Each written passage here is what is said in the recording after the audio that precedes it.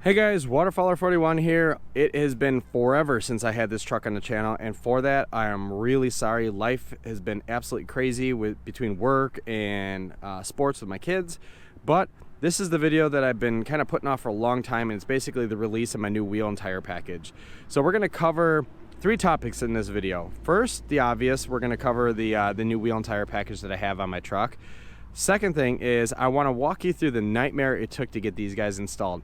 If you've been following me on Instagram, you're probably already looped in. I'm not going to use any names as far as the installers. I don't want to throw anyone under the bus, but it's a trend that I'm seeing ever since kind of COVID has really impacted the whole labor industry, and we'll talk about that in part two. Part three here is what's next for the channel. So there's been a little bit of movement as far as cars on my channel. Got rid of the Palisade, now have a company car for my wife, which means we're out a third row seat, or third row SUV, which means come the end of winter, might be the game over for this guy, but we'll see. Anyway, part one, let's talk about the obvious here. So this is my new wheel and tire package. I had bronze 18x9 wheels on this before with those Dueler Revo AT3 tires.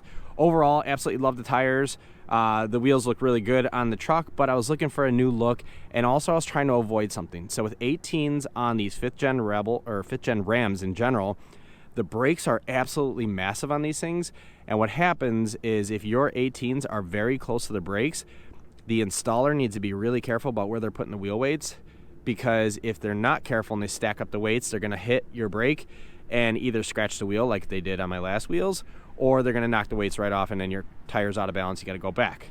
So to avoid that, I ended up upsizing my wheels to 20x9s. So these are the Brink 20x9s. These are their nocturnal black wheels. They also come in gray and a bronze color as well. But I figured if I was gonna go with a new wheel, let's change the color and everything. Let's try to give it a new look. And with the white truck, you really can't go wrong with any color. But because I went back with the yellow fog lights on here, I wanted to tone down the color contrast. So the bronze had to go and in with the black. So 20x9 0mm offset Brink wheels. I'll leave a link to these guys down in the description. They have multiple lug patterns, so I believe they'll fit on the Ram lug pattern, but also they could fit on the GM and probably Ford. I'll have to confirm that, but I'll confirm that down in the description. But on top of the wheels, we have them wrapped in Nitto Recon Grappler tires, 285 65x20. So these are roughly 34.3 inch tires. I'll round up and just say 35. But the first question everyone's probably wondering, or two questions, is are the tires loud and do they rub? Are they loud? Absolutely not. These are actually shockingly quiet for what they are. These tires remind me a lot of my AT3W tires I had from Falcon on my last truck, which were also surprisingly quiet considering how aggressive the tread pattern actually is on the tire. So they are very quiet. I don't notice any more road noise than I had with my Dueler AT Revo 3s. But also, do they rub? Truth is, when I first installed them, they did. And the reason they were rubbing is because they're rubbing on my other mud flaps that I had. So I had Duraflap mud flaps on the truck before. Now I've replaced those with Rock Block mud flaps, and I'll have a video released soon on those, but they look great. They're also a thinner mud flap, so they give me plenty of room when I'm going lock to lock, and the edge of the steering wheel or the edge of the wheels aren't going to rub on them.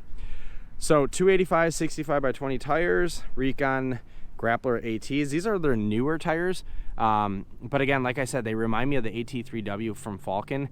These just happen to be a better price, and I purchased these through Accessory Parts.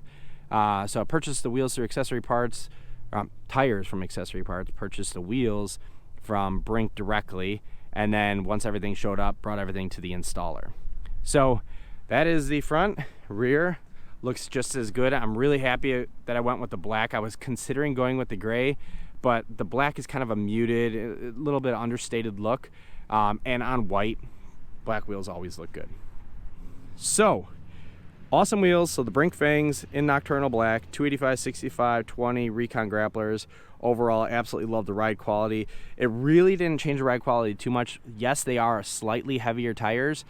Probably hit my mileage a little bit more than the Duelers did, but I don't drive too far too much anymore, considering I work from home. But you know, overall, very happy with the whole wheel and tire package. All right, so let's talk part two here, and that is the installation issues that I have. So I bought the tires from Accessory Parts, bought the wheels from Brink, and then the expectation was when I brought it into the installer, and I confirmed this with them over the phone when I made an appointment, was I need new TPMS sensors because I'm selling my old wheel and tire package as a whole. So brought it in, I had my kids with me, so kind of going somewhere with that one, because you know if there's long wait times and you have kids, they're going to get crabby, and it really sucks having them with you when things are taking longer than they should have. Anyway, get there. It took them 3 hours to install the wheel and tire combination because, one, they had to drive out and go pick up the new TPMS sensors for my truck. For some reason, they didn't look at the notes or even look at the schedule of work that they're trying to do, so they weren't prepared for when I showed up. Then, once they finally got back and got to installing everything, it took them forever to get the wheel and tires installed. I don't know what was going on. There was 3 people working on my truck, but it took them an hour and a half to actually get the wheels and tires, plus the TPMS sensors installed on the truck. So 3 hours later, 2 very crabby, hangry kids, they give me the keys to my truck. They say, hey, we're done. You can head out now. I start driving around, and I notice that the TPMS sensors on the dash aren't synced up. So a lot of the newer trucks, there's an auto relearn process. So when you swap the TPMS sensors, the OEM ones will auto sync to the dash. These were aftermarket, which meant they had to manually program it. I don't know the details on it. I just know that they weren't auto syncing because I drove about 400 or 500 miles that night when I went up to Wisconsin, and they still didn't auto sync. So the next day, swung by the store and I said, hey, can you go grab your tire programming tool and, program these because they're still not syncing up? Their response was, oh, we forgot to put the tire programmer on a charger, which to me seems weird because they are a tire installer. That is their primary objective. That's all they do at this place. But they did not have the right tools charged, which seems a little short-sighted. Anyway, they said make an appointment next week. We're going to have our master technician ready to go, and we'll get everything situated and get you off on your way. So I make an appointment, come in a couple days later, and they have my truck for about a half hour. They're trying to monkey around with the TPMS sensors, only to find out that they installed the wrong sensors. So they said the sensors that they installed aren't going to sync with my truck. I don't know what it is. There's like a blue body or a gray body of the TPMS. It wasn't working. I'm going somewhere with this, so trust me. But anyway, that's the 3rd time now I'm in the store, and they told me that they can't fix the issue. So then I schedule a follow-up appointment. They said they're going to go out, they're going to have the TPMS sensors ready to go for when I show up the next time. I show up, I have them install the new TPMS sensors, everything's syncing. I get home and I look at the wheels, and they are silver TPMS sensors, or silver valve stems. So the TPMS that they installed initially, the ones that actually finally worked, were actually a silver body. So you take a black tire, black wheel, white and black truck, and then you throw these god-awful silver valve stems on there, and it just looked horrible. I call them, I ask them why they didn't run that by me before they installed it. They said that's what the wheel specs called for. Whatever. I asked them to go out, and we needed to find new TPMS sensors that were black so they'd match my wheel. So 5th appointment now. They finally have the right TPMS sensors ready to go for when I get there. They install it, everything works, I'm off and on my way. So it took me five trips to this store to get the tires installed, the TPMS sensors synced, and everything situated. I ended up, on top of that, the 4th time, so when they installed those silver valve stems, I go to check out, get all the paperwork situated, and I see one of the center caps broken. So these center caps, it's a plastic center cap on the wheel, but the broken center cap's sitting on the countertop when I'm filling out all the paperwork at the place, which can only mean one thing. Whoever installed it went ahead and punched the center cap and basically shattered it. That sucks because then after the 4th visit, I already had the silver valve stems, but now I had a broken center cap on top of it. So instead of letting the place deal with the center cap, I went ahead and reached out to Brink. They saw me post about it on Instagram. They said, hey, we're going to get you one right away. They actually got me a new center cap faster than it took the place that I was having install my wheels get the new TPMS sensors. So huge shout out to the Brink team for watching their social media. It by no means was a knock on theirs. If you're going to punch any sort of plastic center cap, it's going to break. So whoever was trying to install this thing, they were basically had the strength of Hulk and just basically smashed and crushed the whole piece. I still have it sitting at home on my workbench. All right. So part 2 is over. It took me 5 times to actually get these wheels installed properly with all the parts and not have a broken center cap. So I had silver valve stems, I had wrong TPMS. Now I have the fixed center cap. I have black valve stems, and everything's working perfect, and I'm never going back to that store again. I did talk with one of the managers there. I did kind of go a little Karen, because after 5 times kind of sucks. They did give me a credit on all the service, not a total 100% credit, but they did give me a pretty good discount. I would say probably 20-30% off of what I paid to get the tires installed. Lesson learned on this one is I should have just bought everything through one place and had it installed. For a while, I was really a fan of going into actual brick and mortar stores, but what I've noticed over the last couple of years, particularly during COVID, is the quality of service that you're seeing at the brick and mortar stores for tire installing, especially when you bring in your own stuff, is real poor. It's basically dropped significantly. I noticed that in some of the places, not the place I went to have these installed, but some of the places I went to, they're more interested in pushing wiper blades on you than they are actually installing your wheels and tires properly. Actually, the last time I went to go have my old wheels serviced, that's when they ended up scratching the wheels because they didn't look at the notes where I said don't stack the wheel weights. They stacked it, scratched my wheel, and then they ended up having to buy me a new wheel. So anyway, that's the end of part 2. Murphy's Law, everything that could have went wrong with installing these guys went wrong. No knock on where I got the tires from, so Accessory Parts. No knock on where I got the wheels from, Brink. Everything worked out perfect on their end. It literally came down to the installer just completely dropping the ball, not once, not twice, but 5 times before I finally got these installed. But overall, I absolutely love the way the wheels and tires look. All right, part 3. Let me first start off by explaining where I've been. So yes, the YouTube channel has been a little slow lately, and it's because I actually took on head coaching my son's hockey team. So my son plays travel hockey, and I was asked to take on coaching his team, which I didn't realize it at the time, but it really is a full-time job. I absolutely love doing it. The kids are having a blast, I think. I know my son's having a blast. I'm having a blast doing it. The team's doing well. It's still the beginning of the season, so we got some growing to do. But it has really sucked up a lot of my time after work. And even when I do have free time, I still have a lot of stuff to do around the house.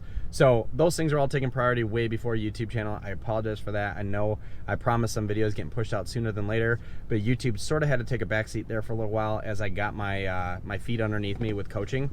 But that said, it's not an excuse. I'm going to be pushing out more videos here soon. As far as the Ram Rebel, so a couple well, I guess we have one big part on the way, maybe another lighting package. I'm in discussions with another bracket manufacturer to see what they're planning on doing. But we have a new steering wheel on the way, well, a new steering wheel in manufacturing, I guess, or development for my truck. So it's a carbon fiber steering wheel. It's going to be a nice addition to the interior of the Ram Rebel. It'll look really good. It'll be real carbon fiber, not the fake painted stuff. So super stout steering wheel. I've heard a lot of really good reviews, and I'll be able to maintain the heated steering wheel functionality of it, so that's awesome. So that one's coming down the pipeline. Might be a few more lighting projects. I'm always moving lights around, so we'll see on that one. But let's talk about vehicles, because there's been some movement over the last few weeks here on the channel, and I want to explain some of those things. First, we got rid of the Palisade. Loved the car. The car was awesome. 100,000-mile warranty. You cannot go wrong with that from a mid-size SUV with a third row. But my wife got a company car, and we no longer needed the Palisade because we didn't want 3 cars, didn't want to juggle those around. So we ended up selling the Palisade to Vroom. We contacted Vroom and Carvana, and I even got a CarMax quote.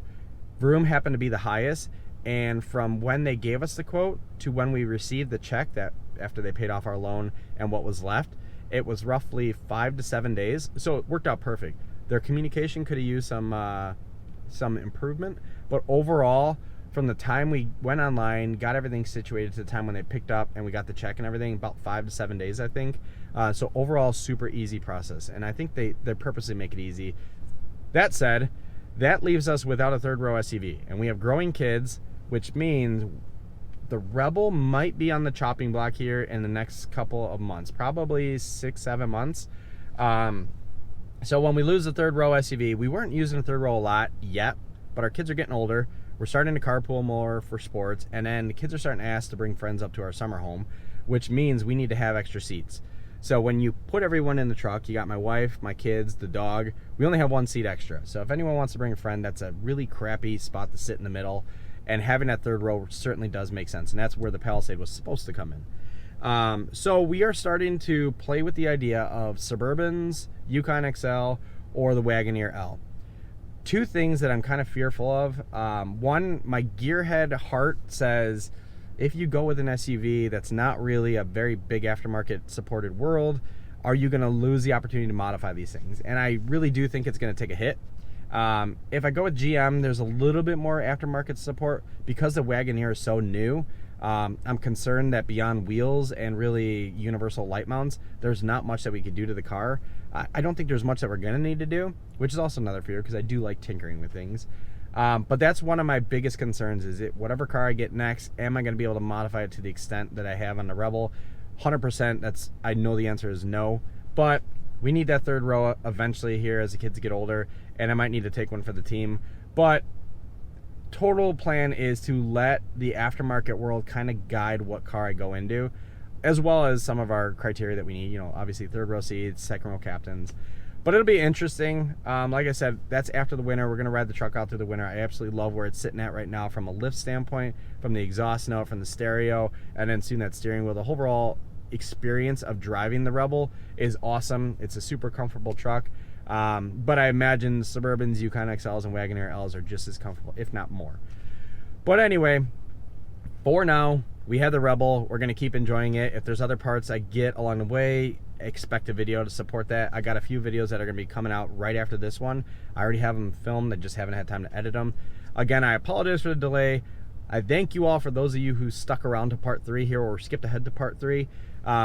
Life just gets in the way sometimes, and YouTube has to take a back seat. It's not my primary gig. It's a hobby. It's a really fun hobby, but again, it is just a hobby. My kids are priority number 1. Work, life outside of YouTube is definitely taking the front seat while YouTube kind of sits in the back seat. But with this video, hopefully we can pick the momentum back up going into next year here. But thank you very much for watching. Thank you much for subscribing for those of you who are subscribed. And if you have any sort of comment as to what vehicle you think we should get, Toyota Sequoia is totally out of the picture, so don't even suggest that. But if you have any suggestions of those 3, so the Wagoneer L, the Suburban, the Yukon XL, let us know. I'm certainly interested to hear everyone's opinion here. We got some time, but I imagine by the time winter and snow melts, my wife will be chomping at the bit to get the Rebel out and get a third row in so we can prepare for summer.